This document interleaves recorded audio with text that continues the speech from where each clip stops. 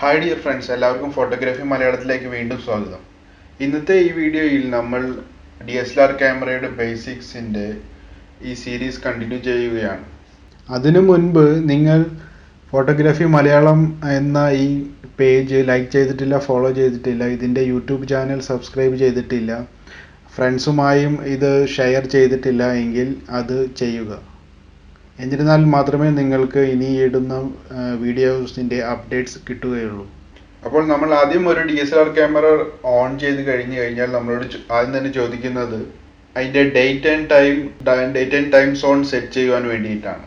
അപ്പോൾ നമ്മുടെ ക്യാമറയുടെ ഡേറ്റ് ആൻഡ് ടൈം നമ്മൾ സെറ്റ് ചെയ്യുക. ഈ പർട്ടിക്കുലർ ക്യാമറയെ കുറിച്ച് നമ്മൾക്ക് പെട്ടെന്ന് ഫീൽ ചെയ്യുന്നത് എന്താണെന്ന് വെച്ച് കഴിഞ്ഞാൽ ഇതിന് ടച്ച് സ്ക്രീൻ എന്ന് പറയുന്നത് വളരെ ടച്ച് സെൻസിറ്റിവിറ്റി വളരെ നല്ലതാണ്. നല്ല ഫാസ്റ്റായി നമ്മൾക്ക് കാര്യങ്ങൾ നീക്കുവാൻ വേണ്ടി കഴിയുന്നുണ്ട് എന്നുള്ളത് നമ്മൾ പ്രത്യേകിച്ച് നോട്ട് ചെയ്യുന്നതായിരിക്കും. ഇതിനുശേഷം നമ്മൾ ഈ ക്യാമറയിൽ സെറ്റ് ചെയ്യുമ്പോൾ എനിക്ക് ഇഷ്ടപ്പെട്ട ഒരു കാര്യം നിങ്ങളുമായി ഷെയർ ചെയ്യാം. അപ്പോൾ നമ്മൾ ഷട്ടർ ബട്ടൺ പ്രസ് ചെയ്ത് കഴിഞ്ഞാൽ നമ്മൾ ഷൂട്ടിംഗ് മോഡിലേക്ക് വരുന്നതായിരിക്കും. അതിനുശേഷം നമ്മൾ മോഡ് ഡയൽ തിരിച്ചു കഴിഞ്ഞാൽ നമ്മൾക്ക് വ്യത്യസ്തമായ പ്രോംപ്റ്റുകൾ ലഭിക്കുന്നതായിരിക്കും. എന്താണ് ഇവിടെ സംഭവിക്കുന്നത് എന്ന് വെച്ച് കഴിഞ്ഞാൽ ക്യാമറ നമ്മൾക്ക് ചില ഹെൽപ്പുകൾ തരുവാൻ വേണ്ടി ശ്രമിക്കുകയാണ്. പക്ഷേ നമ്മളെ സംബന്ധിച്ച് മറ്റൊരു DSLR ക്യാമറ ഉപയോഗിച്ചിട്ടുള്ളവർക്ക് ഇതൊരു കൺഫ്യൂസിങ് ആയി നമുക്ക് തോന്നാം. ഇനി എങ്ങാനും നമ്മൾ ഷൂട്ട് ചെയ്യുന്ന സമയത്ത് അബദ്ധത്തിൽ ഇതിലെങ്ങാനും പ്രസ് ചെയ്ത് കഴിഞ്ഞാൽ അതും പ്രശ്നമാവും. അപ്പോൾ ഞാനിവിടെ കാണിക്കാൻ പോകുന്നത് നമ്മൾക്ക് എങ്ങനെയാണ് ഈ മെനു സിസ്റ്റത്തിനെ സ്റ്റാൻഡേർഡ് ഓപ്ഷനിലേക്ക് ആക്കുക എന്നുള്ളതാണ്. നമ്മൾക്ക് ഈ ഗൈഡഡ് ഡിസ്പ്ലേ വേണ്ട. അപ്പോൾ നമുക്ക് ട്രഡീഷണൽ ആയിട്ട് വരുന്ന ഷൂട്ടിംഗ് സ്ക്രീനിലേക്ക് പോകാൻ എങ്ങനെയാണ് ചെയ്യുക എന്ന് നോക്കാം.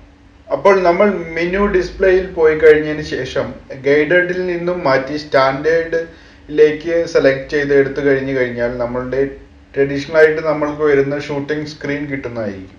ഇപ്പോൾ നമ്മൾക്ക് കാണാവുന്നതാണ്, ഇത് തീർത്തും വ്യത്യസ്തമായ ലുക്കാണ് നമ്മൾക്ക് ലഭിച്ചിരിക്കുന്നത്. ഇതാണ് നമ്മളൊരു മുൻപ് DSLR ഷൂട്ട് ചെയ്തിട്ടുള്ളവർക്ക് പരിചിതമായിട്ടുള്ള സ്ക്രീൻ. ഇത് തന്നെയാണ് ഒട്ടുമിക്ക കാനോൺ ക്യാമറകളിലും ഉള്ള സ്ക്രീൻ എന്ന് പറയുന്നത്. അപ്പോൾ ഇത് ഇങ്ങനെ വെച്ച് നമ്മൾ പഠിച്ചു കഴിഞ്ഞാൽ നമ്മൾ ഈ ഭാവിയിൽ നിങ്ങളൊരു വേറെ ക്യാമറയിലേക്ക്, നല്ല ഹയർ പ്രൊഫഷണൽ ക്യാമറയിലേക്ക് അപ്ഗ്രേഡ് ചെയ്യുന്ന സമയത്ത് നമ്മൾക്ക് വളരെ ഉപകാരപ്രദമായിരിക്കും. അപ്പോൾ നമ്മൾ ഈ മോഡ് ഡയലിലെ ഈ ഓപ്ഷൻ നമ്മൾ ടേൺ ഓഫ് ചെയ്യുകയാണ്. അതോടൊപ്പം തന്നെ നമ്മൾ ഫീച്ചർ ഡയലും ടേൺ ഓഫ് ചെയ്യുകയാണ്. അതോടുകൂടി നമ്മൾക്ക് കോമൺ ആയിട്ട് കാനോൺ ക്യാമറകളിൽ വരുന്ന ഡിസ്പ്ലേ സ്ക്രീൻ നമുക്ക് ലഭിക്കുന്നതായിരിക്കും. ഇനി ചില കൺഫ്യൂഷനുകൾ ഒഴിവാക്കുവാൻ വേണ്ടി നിങ്ങൾ രണ്ട് ബട്ടണുകളെ കുറിച്ച് അറിഞ്ഞിരിക്കേണ്ടതാണ്. നിങ്ങൾ ക്യാമറയുടെ മുകളിലെ ഡിസ്പ്ലേ ബട്ടൺ ഒന്ന് പ്രസ് ചെയ്ത് നോക്കൂ. നിങ്ങൾ അങ്ങനെ ചെയ്തു കഴിഞ്ഞാൽ നിങ്ങളുടെ മോണിറ്റർ ഒരു ബ്ലാക്ക് മോണിറ്റർ ആയി മാറുന്നത് കാണാവുന്നതാണ്. ഇനി ഒന്നുകൂടി പ്രസ് ചെയ്ത് കഴിഞ്ഞാൽ ബാക്ക് മോണിറ്റർ ഡിസ്പ്ലേ വരുന്നതായിരിക്കും. ചില സമയത്ത് നമ്മൾ അറിയാതെ തന്നെ ആ ബട്ടൺ പ്രസ് ചെയ്തിട്ട് നമ്മൾ എന്തുകൊണ്ടാണ് ഡിസ്പ്ലേയിൽ ഒന്നും കാണിക്കാത്തത് എന്ന് പരിഭ്രമിക്കുന്നതായിരിക്കും. ഇനി രണ്ടാമത്തെ ബട്ടൺ എവിടെയാണ് നമുക്ക് ഈ പ്രശ്നം വരുവാൻ സാധ്യതയുള്ളത് എന്ന് വെച്ച് കഴിഞ്ഞാൽ അതാണ് ഇൻഫോ ബട്ടൺ. ഒരു പ്രാവശ്യം നമ്മൾ പ്രസ് ചെയ്ത് കഴിഞ്ഞാൽ ഇതുപോലെ ബ്ലാക്ക് സ്ക്രീൻ വരുവാൻ സാധ്യതയുണ്ട്. അതിനുശേഷം ഒന്നുകൂടി പ്രസ് ചെയ്ത് കഴിഞ്ഞാൽ നമ്മുടെ സ്ക്രീനിലുള്ള ഡിസ്പ്ലേ അത് തിരിച്ചു വരുന്നതായിരിക്കും. ഈ സ്ക്രീൻ എന്ന് പറയുന്നത് ക്യൂ സ്ക്രീൻ ആണ്. ഇത് വളരെ നമുക്ക് ഉപകാരപ്രദമായ ഒരു സ്ക്രീനാണ്. അത് നമ്മൾ പിന്നീട് നോക്കുന്നതായിരിക്കും. ഇപ്പോൾ നമ്മൾക്ക് ഒരു ചോദ്യം വരുന്നതായിരിക്കും, നമ്മൾക്ക് എങ്ങനെയാണ് ലൈവ് വ്യൂ കിട്ടുക എന്നുള്ളത്.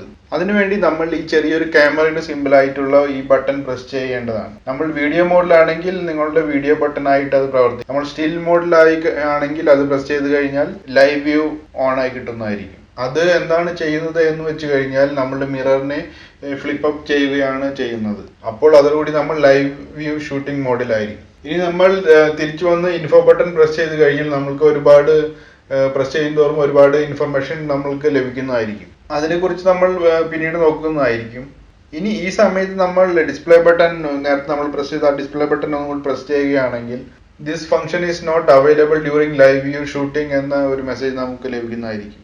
എന്തുകൊണ്ടാണെന്ന് വെച്ച് കഴിഞ്ഞാൽ ലൈവ് വ്യൂവിൽ നമ്മൾക്ക് മോണിറ്റർ ഓൺ ആയിരിക്കേണ്ടത് അത്യാവശ്യമായതുകൊണ്ടാണ് ഇങ്ങനെ വരുന്നത്.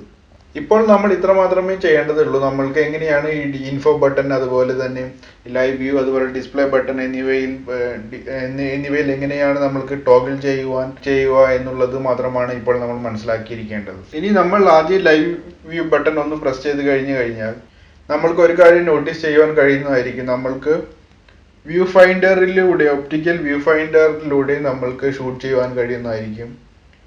അതുപോലെ തന്നെ നമ്മളുടെ ബാക്ക് മോണിറ്റർ ഉപയോഗിച്ചിട്ട് നമ്മൾക്ക് ഷൂട്ട് ചെയ്യുവാൻ കഴിയുന്നതായിരിക്കും. ഇത് ഓരോന്നിനും ഡിഫറെൻ്റ് ഇൻ്റർഫേസസ് നമ്മൾക്ക് ഉണ്ട്.